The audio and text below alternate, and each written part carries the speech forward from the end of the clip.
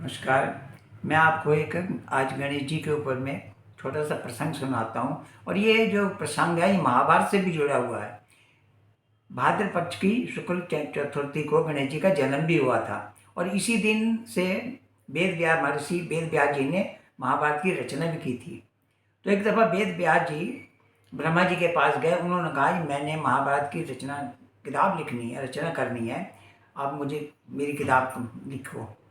तो ब्रह्मा जी ने कहा कि आप गणेश जी की आराधना करिए, गणेश जी लिखेंगे। तो गणेश जी की पूजा की तो गणेश जी ने मान गए कि हाँ ठीक है, मैं लिखूंगा, मगर उसमें एक शर्त होगी। क्या? कि आप बोलते रहोगे, मैं लिखता रहूंगा, और यदि मेरी कलम रुक गई तो मैं वहीं छोड़ दूंगा।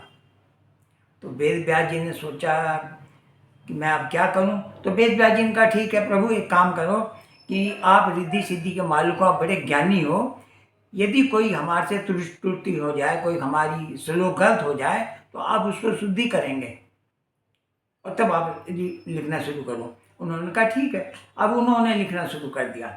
अब लिखते लिखते कहते हैं कि लिखते लिखते उठे भी नहीं, एक दफ़ा भी नहीं उठे, और उनकी शरीर अग्नि की तरह जलने लग पड़ा, जैसे अग्नि की तप गया। तो वेद व्यास जी ने देखा इनका शरीर तो बड़ा तप रहा है, तो उन्होंने गीली मिट्टी करके शरीर पर लगा दी।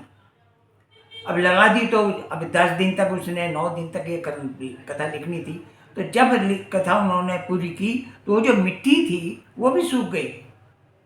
तो उन्होंने देखा सूख गई, तो फिर उन्होंने गणेश जी की पूजा करके उनको सरस्वती माता नदी में ठंडे शीतल जल में स्नान कराया, उसका विसर्जन किया, उनकी मिट्टी साफ की। इसलिए गणेश चतुर्थी 10 दिन पूजा की जाती है। कई लोग 3 दिन भी, 5 दिन भी करते हैं। ज़्यादातर महाराष्ट्र में लोग इसी तरीके से पूजा करते हैं। श्री गणेशाय नमः।